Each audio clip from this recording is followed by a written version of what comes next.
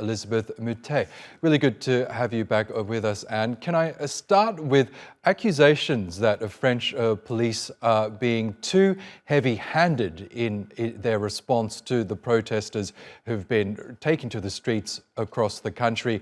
The Human Rights Commissioner for the Council of Europe has expressed her own concerns about this. What's your take? Are French police being too brutal with protesters?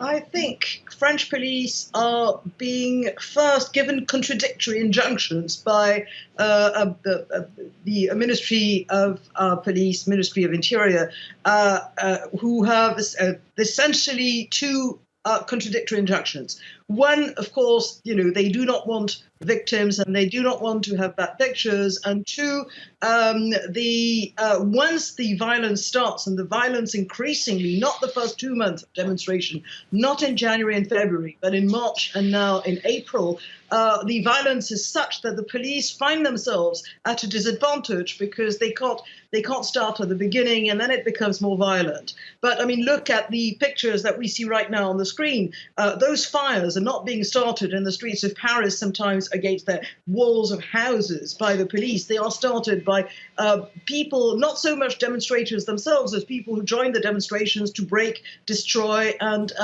things, and all too often people. Yes, the Council of Europe's Human Rights Commissioner I mentioned, Dunja Mijatovic, she says that French authorities should respect the right of the French people to protest, describing what she's seeing as worrying. In that case, do you believe that French authorities really aren't allowing the French people to protest peacefully against these proposed pension reforms?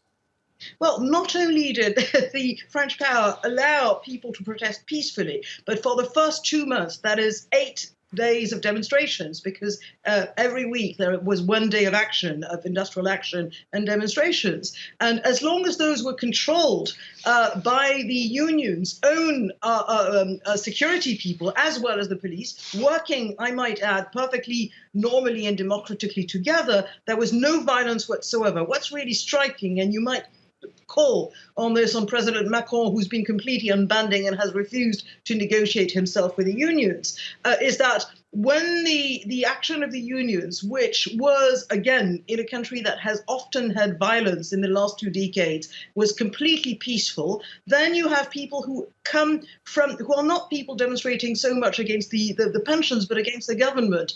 And even that is perfectly legal in France, but they also come to break stuff. That makes things very difficult. And sometimes these casseurs, as we call them, the breakers, they use the presence of a peaceful crowd, because that's the large majority of demonstrators, to hide themselves from the police or be sheltered from the police. And if you look at what happened, and again, I'm not condoning any violence, because I think the police needs more training, and the police certainly needed probably even more means in order to keep that non-violent.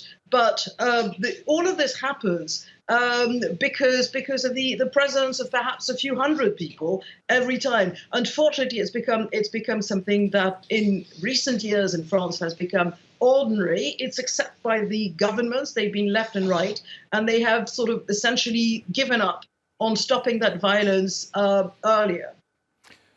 Okay, Anne Elizabeth Moutet, we'll have to leave it there, but really good to get your analysis as always. Thanks again for joining us.